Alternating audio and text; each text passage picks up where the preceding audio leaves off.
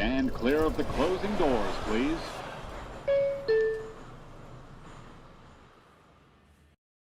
What is up, you guys? One of the first big dominoes of the 2025-2026 MLB offseason has fallen, and it's fallen with a bit of a thud as Dylan Cease is taking his talents up to the north. 7 years, $210 million for the right-hander as the Blue Jays finally get someone to take their money. I mean, for years they have been trying to sign guys and just have been unable to bring anybody there, but they get their guy today in Dylan Cease. Congratulations to the Blue Jays. Absolutely no hard feelings from me as a Mets fan toward the Toronto Blue Jays. Was pulling for them very hard all throughout the playoffs, honestly, and even more so during the World Series. And now they just added a guy that they're going to hope can be a frontline ace for them. So we will see. But from a Mets fan perspective, obviously, this is a big domino in the terms, or rather in the sense that we were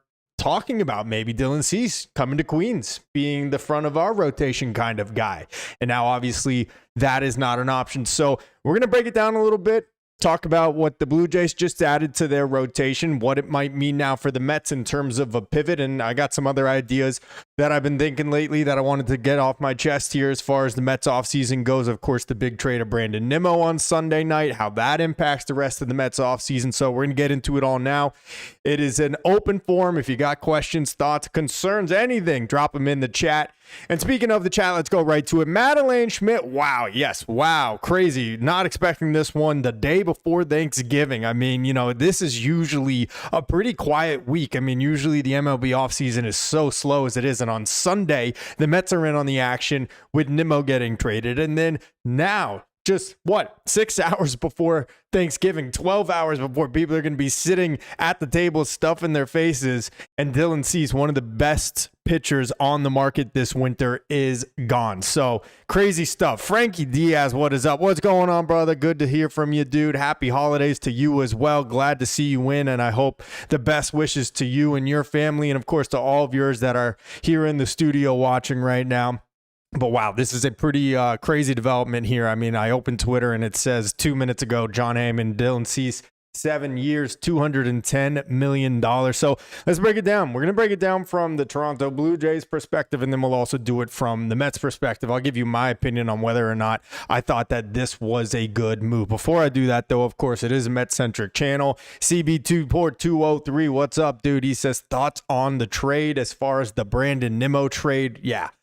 Look, that was an all-time shocker. Like, this one is pretty crazy, but the trade on Sunday was a shocker. I was going through the airport at that time, returning home, and I could not believe what I had just seen. Marcus Semien for Nimmo, but it makes sense. It makes sense for now.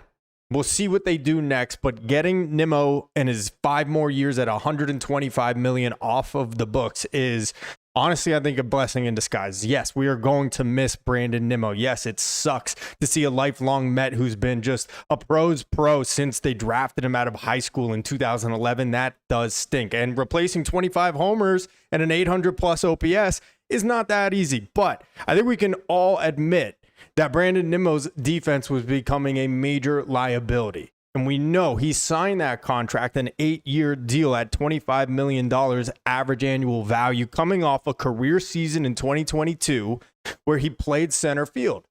And the hope and expectation, I suppose, at the time of then GM, I can't even think of his name off the top of my head right now, Billy Epler, was that he was going to continue to be able to play center field at a pretty high level. And that almost immediately changed. After 2023, he was out and he was playing left field over the last 2 seasons, and even with diminishing returns there. He's always been a very streaky player at the plate as well. We know that. But the injuries, the lower leg, the knee, the foot, the plantar fasciitis, it just seemed like Nimmo was going to continue to be an issue as that contract continued to age. So am I sad about it? Yes. But do I think it was the right move? Yes. Of course, they take on the 3 years and $24 million per year for Marcus Semien, and I don't have high expectations for him. I admittedly do not. I hope he continues to play Gold Glove defense. The Mets have not had a lot of good luck in franchise history acquiring former All-Star second baseman. I think we all know that, but I don't have high expectations for him. What I do hope now is what the Mets are going to go out and do in not in lieu, that wouldn't really be the proper way to use that term, but now that they have Nimmo gone, how they can try to fix left field, whether they are doing something in center field as well. Does that mean Cody Bellinger? Does that mean a big trade that we're not thinking of right now, or even Kyle Tucker? So we will see, but honestly, as much as it stinks to see Brandon Nimmo go, I do think it is the right trade. Tatsuya, what's up? Dylan Cease got paid. He absolutely did, and yes, you knew I was referring to Roberto Alomar, of course, as one of those disastrous former all-star second basemen that the Mets acquired, of course, more recently, Robinson Cano. So hopefully Marcus Semien does not follow in the same path as those two guys. So that's all you can hope for. Like I said, hope the Gold Glove defense continues to come over with it. But again, expectations for Marcus Semien from me are very low, and I feel like I can't be disappointed in that way. But I do think it gives the Mets a lot more flexibility this immediate offseason and more into the future as well. So let's talk about this deal for Dylan Cease. Wow, he did get paid 7 years, $210 million. And you know what? We're just going to go right over here and I'm going to just share my screen with you. We're going to take a look at Dylan Cease's numbers. Now, he did not come off a very good season this year, as we know. Probably the worst season of his career, at least in a full season that he has had so far. I will give him this, as you can see right here, consistently makes more than 30 starts every year. I mean, he is an Iron Man. He is just a consistent, durable guy, and that is so hard to find in baseball anymore. And I'm not trying to take anything away from Dylan Cease. The accolades speak for themselves. Finished runner-up in Cy Young voting back in 2022 and finished 4th last season. So don't get me wrong. I am not saying that Dylan Cease is not deserving of this contract, but if I am the GM of a baseball team right now, I would have a hard time giving that type of contract to a guy that just had the season that he had. And that, of course, was a 4.55 earned run average. The numbers under the hood were a little bit better, a 3.56 FIP. So obviously, maybe just had some bad luck in the field from his defense. Maybe ballpark factors played into these things. I mean, his strikeout per 9 were actually really healthy, among the highest in his career. It looks like the second best rate since his 2021. So don't get me wrong. It's not for me to say that he was absolutely awful and this is a bad contract, but I would be very concerned handing him this type of money coming off of the season that he just did, a 1.1 WAR. So that is the lowest of his career in a single full season, that is. So you can't really count 2019. You really can't count 2020. We know that, right? So, I mean, just crazy, and good for him. And you know what? I don't think this is going to be one that they end up regretting, even if he does continue to be kind of that middle 3 earned run average type of pitcher. I don't think that is going to be something that kills them. It's not like they gave him $300 or close to $350 million like we're hearing about Tariq Skubal maybe.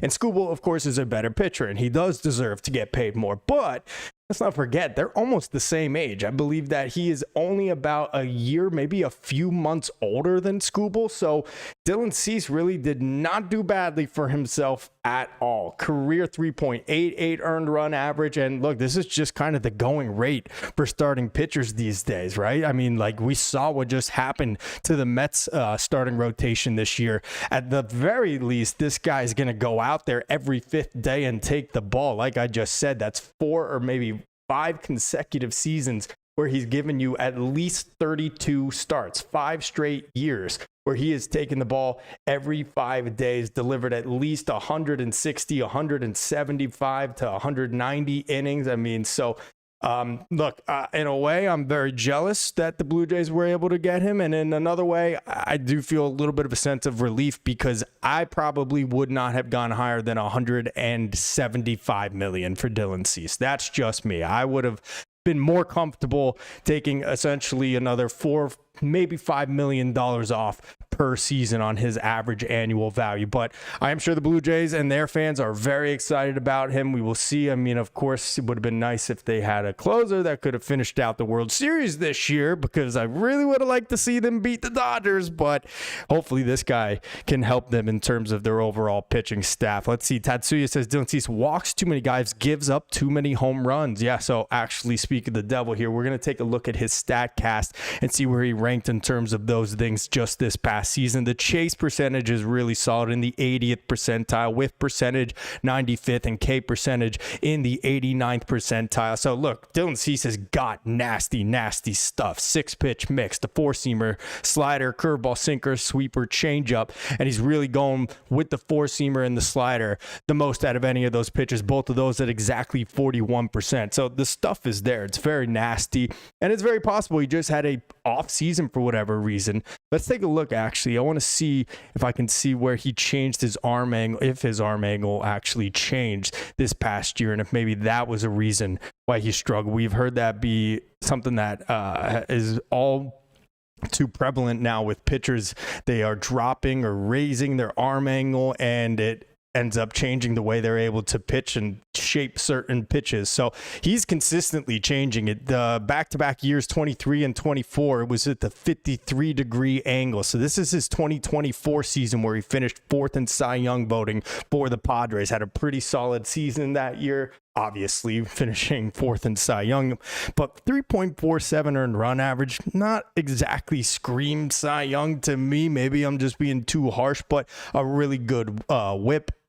Nearly below 1 at that 1.067 figure right there, an ERA plus of 118. I mean, nothing that screams to me, oh, this is Cy Young material, but maybe just not as good of a lot for the National League starting pitching, and so he was able to finish 4th. I look back at his 2022 season, as you guys could see right here, and that is an impressive Cy Young type of performance. I mean, I feel like he should have even finished better than 22nd in MVP voting that season for sure. 184 innings, a 2.20 earned run average, 227 strikeouts. I mean, that's just insane work right there from Dylan Cease. But point is, it looks like his arm angle actually went from 53 degrees in 2024, and I believe he raised it to 54. No, he actually dropped it 2 degrees to the 51-degree mark. So I don't know. Maybe that's just kind of why he was struggling a little bit this year and didn't have as good of a season. Again, the FIP looked a lot better than the actual earned run average. So maybe just didn't get some help from his defense, but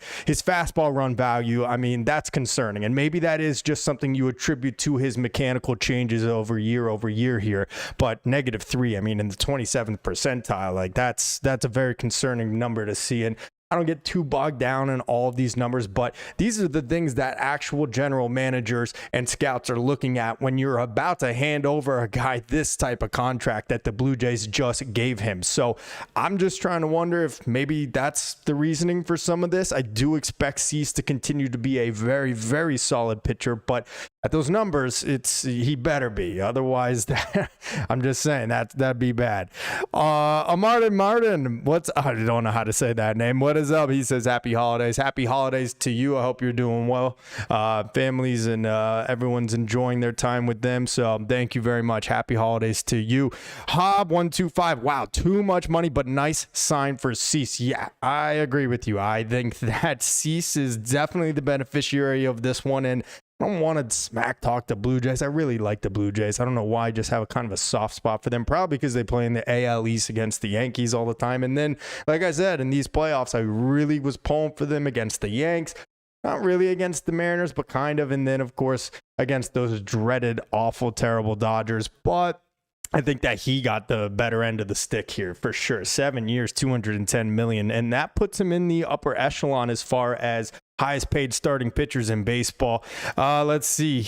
Chooch, what is up? Chooch Gabagool, what a name. Mets getting Peralta. Oh, man, I hope so. Chooch, what's up, my man? Hope you're doing well. Freddie Peralta, I have said it. I've said it in my videos. You guys have probably seen some of the shorts that I put out here or any of the other videos I put out either here or on YouTube. By the way, you could go follow me on TikTok. I said that already.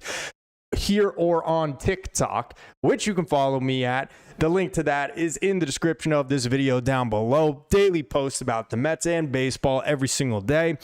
Yeah, I would definitely take Freddie Peralta over Dylan Cease. I would make that trade. I think it will be cheaper. 7 years, $210 million. Oh, and by the way, completely have omitted that he had the qualifying offer attached to him. And the Blue Jays were in one of the highest penalized spots of all the teams in baseball. The same one as the Mets. So I'm pretty sure it is a 4th round draft pick plus a few million in international free agent money. Let's actually go over to Twitter because John Heyman's the one that broke this story, so he probably has all of the nitty-gritty details. Hasn't said anything more yet about it, but I do believe it is the 4th round pick of the Blue Jays plus some international free agent money that is going to have to go over to the Padres in return for signing Dylan Cease. Let's see, maybe there's a Google search I can do real quick, and if we can find it, somebody's got to have some updates up here, right? Yep. Okay, so that's incorrect. This title says Padres lose. Oh, Dylan Cease in first blockbuster free agent signing. Okay, that's correct. I thought it was about to say lose first round draft pick, and that, of course, is not the case. They'll be getting compensated one, but let's see what it says. The Dylan Cease era in San Diego has officially ceased. Wow, that is some just unbelievable writing right there. Bravo. Wow. Let's see. John Heyman, like I said, broke the story. $22 million per year. The qualifying offer, that is, of course, was $22 million per year. Once Cease's contract with the Blue Jays is official, the Padres are entitled to draft pick compensation, specifically a pick after the completion of the 4th round. Okay, so it was very close. Not the 4th round, but one of the rounds after the 4th round. So like I said, this is not just about the money, but this is also about losing a draft pick and losing international free agent money as well, which is in a completely separate bucket from the rest of your payroll. So that is something that, of course, was one of the dings against potentially signing Dylan Cease, at least for me as a Mets fan. CB, hey there in Osaka. What is up, Tatsuya? I'm sorry, Tony. I'm from Osaka. We don't have Thanksgiving over here. Oh, don't be sorry. I hope that you can get over here one of these days and you can enjoy Thanksgiving. You can come over to my family, Tatsuya. You can come and have Thanksgiving with us. How does that sound? All the way from Osaka. I'm so appreciative that you're in here in the stream watching all the way from over there. But regardless, if you, of course, you don't have Thanksgiving, but best wishes to you and your family around this time of season. Mets turkey is getting Pete back. I don't know. They might pardon Pete at this rate, right? I mean, Brandon Nimmo is gone. Like, it seems like there's going to be some major changes to the core of this Mets roster moving forward. And of course, like I said, the reason I wanted to pop on here today was because Cease, of course, was one of the Mets' potential targets to improve their starting rotation, and he is now gone. CB24203, I think it was you earlier. You were talking about Freddie Peralta, right? Yeah, oh no, it was you, Chooch Gabagool. I would love for the Mets to trade for Freddie Peralta. 1 year on an $8 million club option that is just ridiculously affordable. I know he's going to cost a little bit, and I don't think the Brewers are actually going to trade him. How could you trade him away after being the best regular season team in baseball from wire to wire essentially this year? But you never know. Milwaukee tends to do that stuff, and if he is available for a trade, I have said it before, I would far prefer the Mets actually dipping into some of the prospect resources, maybe even giving away an already MLB ready controllable player, i.e. Brett Beatty, Mark Vientos, or Ronnie Mauricio as part of that package to get Freddie Peralta, because I think he's also ripe to sign an extension that will not cost what it just cost the Blue Jays to get Dylan Cease. I think that the Mets could send a package that gets Freddie Peralta to Queens and then be signing him to maybe a 7-year deal for $160 million, $170 at most. And even that, of course, is a lot cheaper than the $210 that Cease just signed for. And the reason for that is because although I think Freddie Peralta is a better pitcher, Cease has had some great seasons, but overall resume, I got to give it to Freddie Peralta. He's 30. And after this upcoming season, will be entering his age 31 season. And I do not think that he wants to go and test the free agent market as a 31-year-old starting pitcher. That just seems like a recipe for disaster. So it would, of course, mean the Mets have to truly believe he's going to age well into his early 30s here. But I tend to believe that is going to be the case with Freddie Peralta, but we will see. I mentioned this is going to put him in the upper echelon as one of the top paid starting pitchers in baseball. So the actual AAV, if I'm doing some quick math, which I wanted to do here, but I'm not great at it. So let's see, 7 years over 210 million, 210 over 7, carry the 2, carry the 1. What would that be? I don't know. What is the AAV? Can someone help me out here? Someone give me a hand, because I can't do math and try to stay entertaining and talking at the same time. I don't know. It's got to be like, what, 30 million, I think? Something like that. So, I mean, it's not the highest, but it's up there. And how about the Sonny Gray trade, by the way? I totally forgot about that. Of course, the Red Sox acquiring Sonny Gray to add to their rotation. So they must have checked in on Dylan Cease. That's what I have to assume. It is $30 million. Thank you, Red Bear Fox. I appreciate that very much. Okay, so $30 million, which would put him just below the top 5 starting pitchers as far as AAV. As you can see, it's Wheeler, DeGrom, Cole, Glasnow, Sonny Gray, and then maybe there's another pitcher or two that falls into that 30 million bucket, or maybe in between there and Sonny Gray at 5. But this is going to make him one of the top paid starting pitchers in baseball, which is pretty wild. Of course, AAV doesn't mean everything, but it does as far as luxury tax implications, which we know the Mets are always over, but at a certain point, I'm sure would love to get under if at all possible. So personally, would I pay this guy like a top 5 or top 6 pitcher in baseball? I don't think so. And so again, I'm not here to crap on the Blue Jays or say it's a bad deal. I'm just saying that I am actually kind of happy that the Mets did not hand him this contract that he just got from Toronto. How do you feel about it, guys? What would you say? Red Bear Fox, thank you for doing that math for me. Hobbs says Peralta should get 30 per for 5 years. And look, that's the thing, guys. Short-term deals at this point. Like, we just got rid of what was a long-term contract with Brandon Nimmo and still is mid to long-term with 5 years still remaining on it.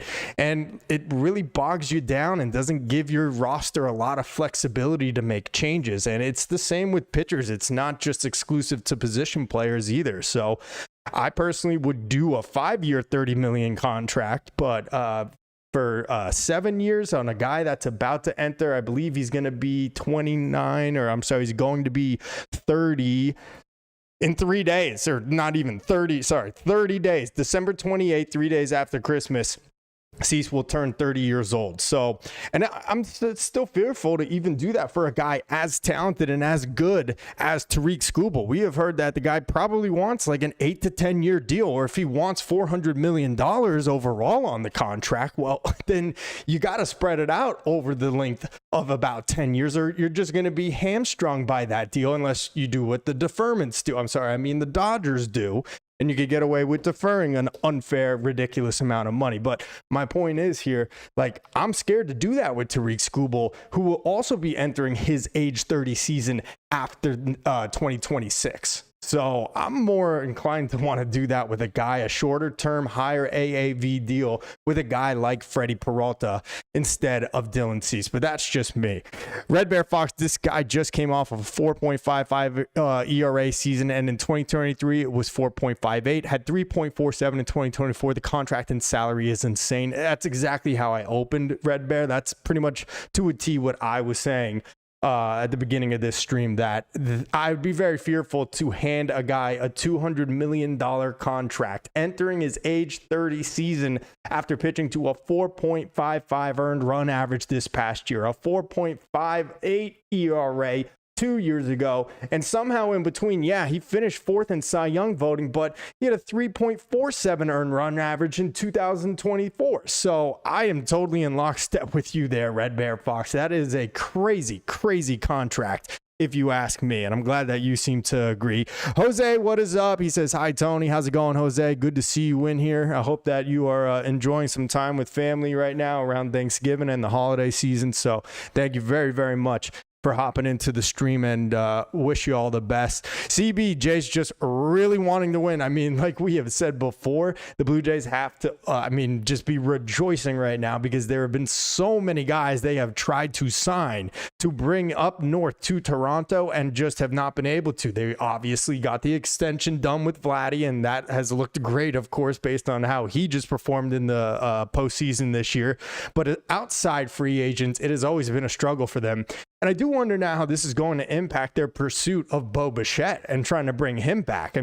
That would be pretty wild for them to hand out a couple of $100 million contracts this offseason. But at the same time, it's like, we were just like 2 outs away from winning the World Series last year. We got to go all in on this team. So I give them the credit, but I'm going to be interested to see how it looks in their pursuit of Bo Bichette and retaining him. His agent is not an organization that I am familiar with. All I can tell you is that it is not Scott Boras. It is someone by the name of Aces. As you can see, I have highlighted right here, but I don't know who that is or who the major part of that firm or representation is by name, but hey, they did a bang up job for him, right? I mean, I know the tax situation is very different up in Canada and in Toronto than it is here in the US. So I don't know if that plays a part in him getting such a big deal, but like I said, guys, would not have gone past 175 million for Cease, and even that, I would still be concerned based on some of his more recent seasons.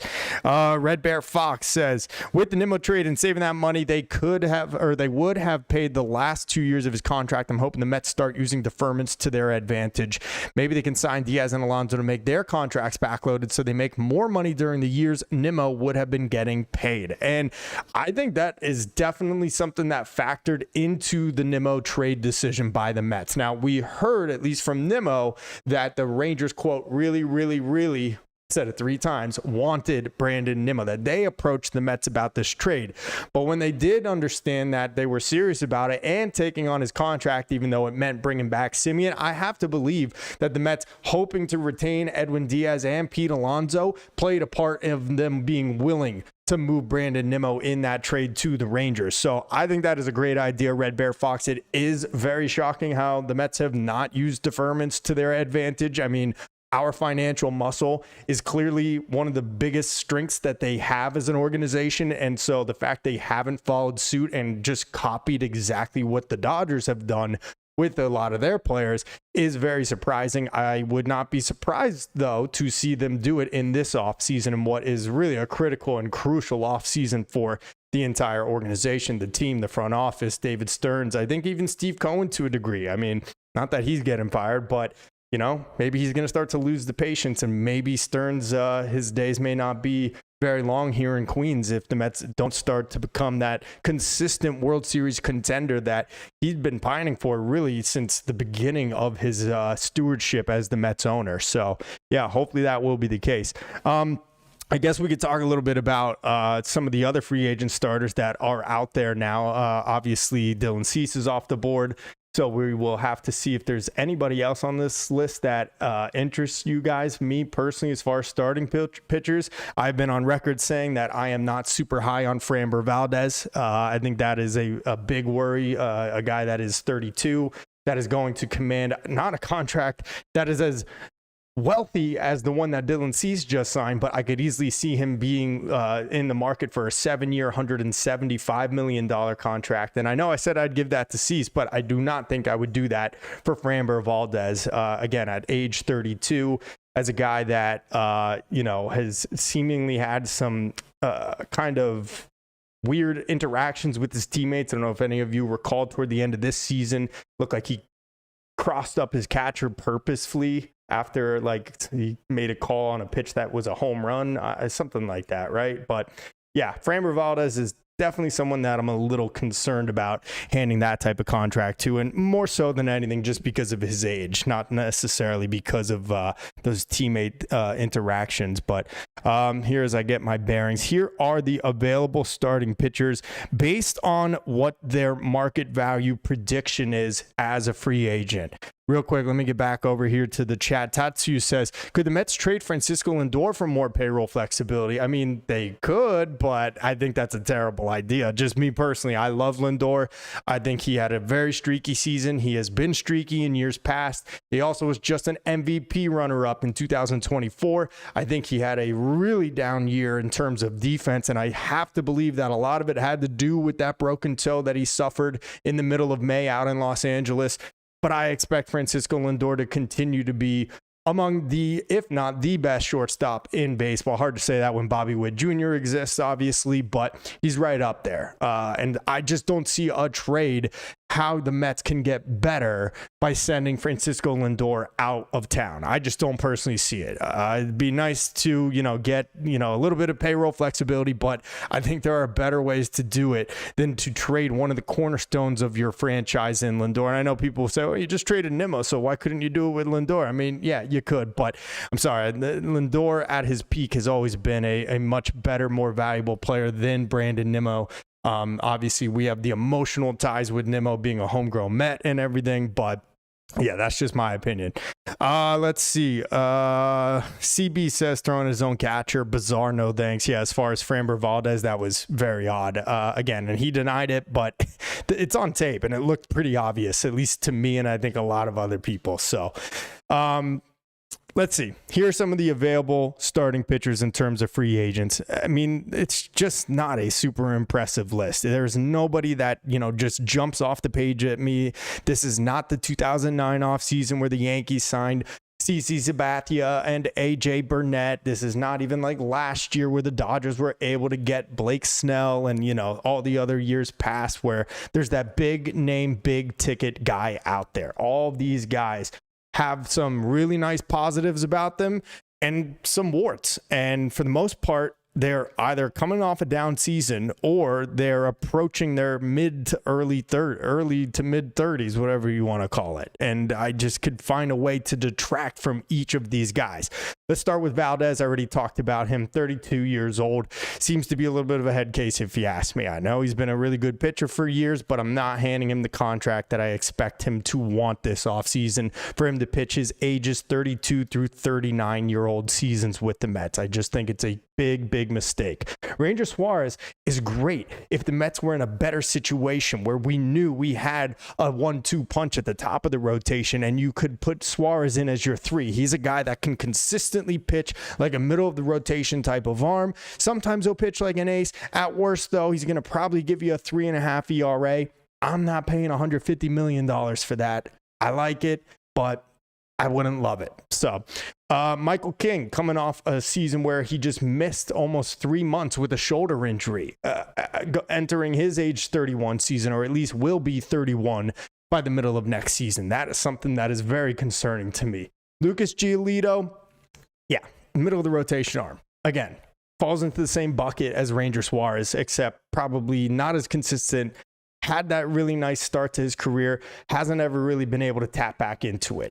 Zach Gallen, 30 years old, and will enter his 31 season, I guess, after next year. But of course, was really great. Was a guy that was getting Cy Young recognition on multiple different occasions, even MVP votes in some of those years. He is coming off a career worst season in 2025. That is someone that I would be fearful of paying.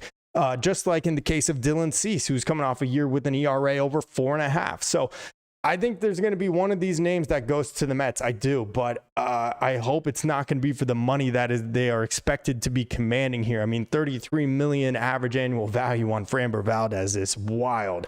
Ranger Suarez at $27 million, not terrible, but again, the Mets don't need a 3. They need to spend their resources on finding an ace. Unfortunately, there really just isn't one without some troubling things going on in the background about them in this free agent market. And so that is why I have said the trade for Freddie Peralta might be my first choice. Or if you don't go that route, for Tariq Skubal. I made a video, you guys might have seen it last week.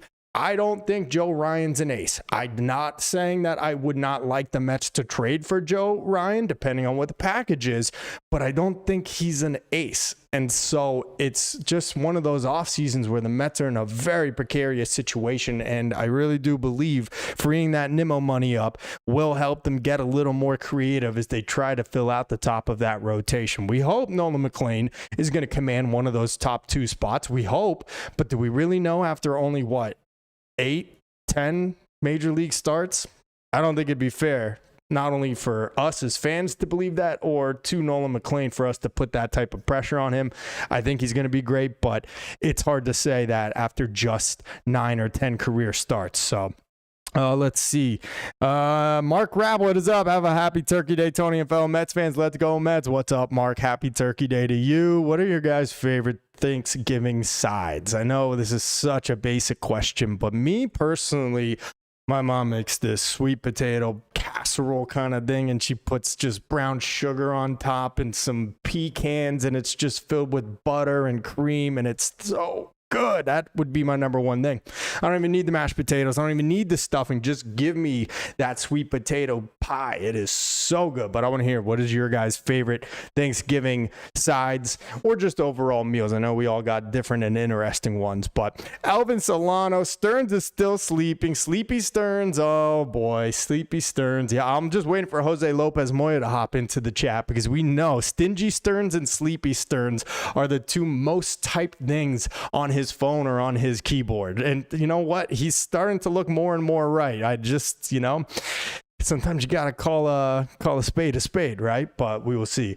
Guys, the other thing that I wanted to talk about, if there's no other starting pitcher ideas or thoughts that you guys have, and of course, guys, just drop it in the chat and I'll get to it here, but is that I think the Mets are going to have a different right fielder next year. And you probably think I'm insane. And what am I talking about? I think the Mets are going to have one of these three guys playing right field next year. And I think it's either going to be Kyle Tucker, Cody Bellinger, or Fernando Tatis Jr. I really do.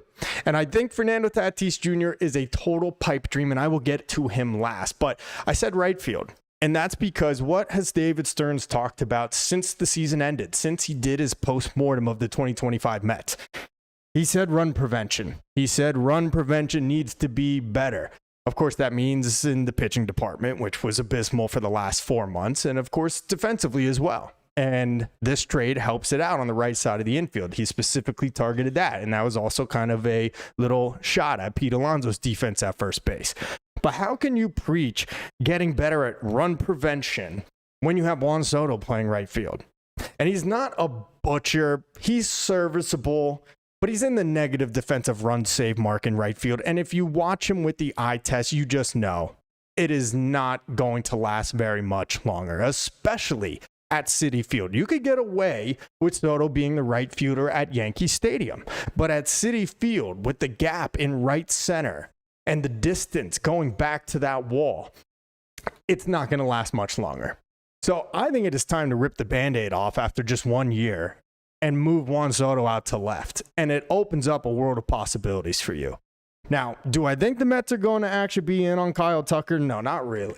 Not really, because I don't think they want to get bogged down with another long-term contract for a guy that's basically going to be entering his 30s here pretty soon, and it'll be almost an exact carbon copy of what they just had to do with Brandon Nimmo. So I'm not saying that's super realistic, but you could put him in right and have a Gold Glover, have Juan Soto in left, where it will be far easier to defend at Citi Field than it is in right field. That would be in the idea or in the mold of run prevention, while also adding an elite bat in Tucker. Yes, I know he came off a little bit of a down season here with Chicago. You could also go with Cody Bellinger. You could have Cody do a lot of things, obviously. He could be your right fielder. He could be your opening day center fielder if you don't think Carson Bench is ready. He could play first base, whether Pete is back or not. So there's a lot of options with Cody Bellinger. And then this whole new thing with Fernando Tatis Jr., which I think is crazy, and I really don't think believe is going to happen. But with the Padres ownership in turmoil and trying to sell the team, it sounds like they are trying to get rid of some payroll. And so that has led to the thought and idea that Fernando Tatis Jr. might be available.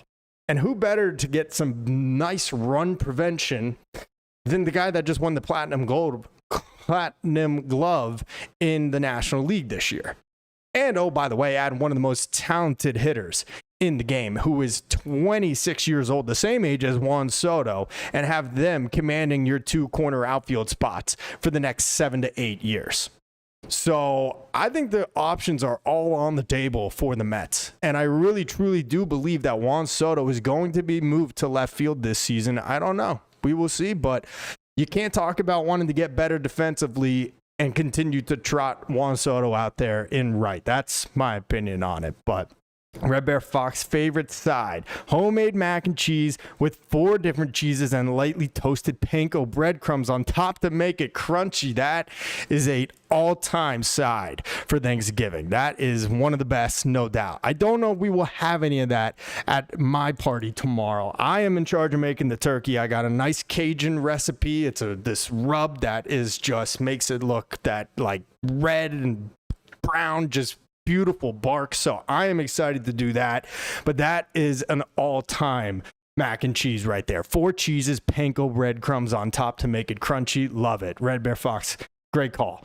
What do I think on Amai? I think that I want to pay Amai anything that it takes to get him here. Not because I think he's the most talented pitcher in the world, although I think he is going to be really good, but because of what he just said about not wanting to play for the Dodgers, but to want to beat the Dodgers.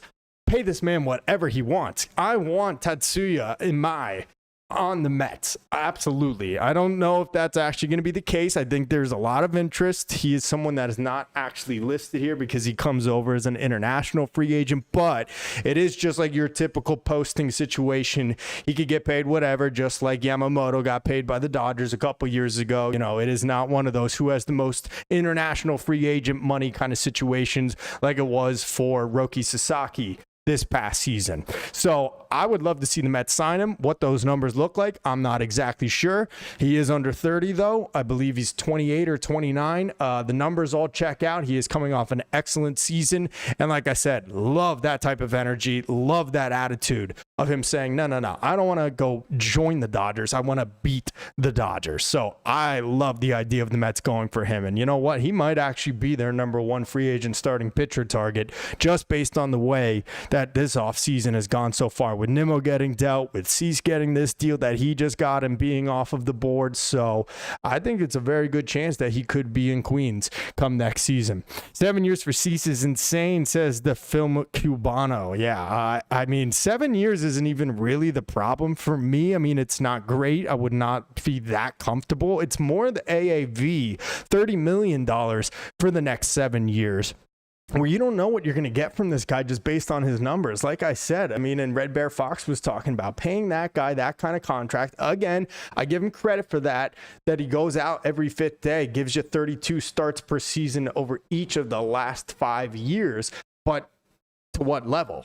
What level of pitching are you getting from Dylan Cease? I mean, a 4.55 ERA last year, a 4.58 ERA in 2023, and even in 2024, 3.47. I mean, good, but $30 million a year, good? I don't know about that. So I'm with you, man. The whole contract definitely is something I'm just like not crazy about.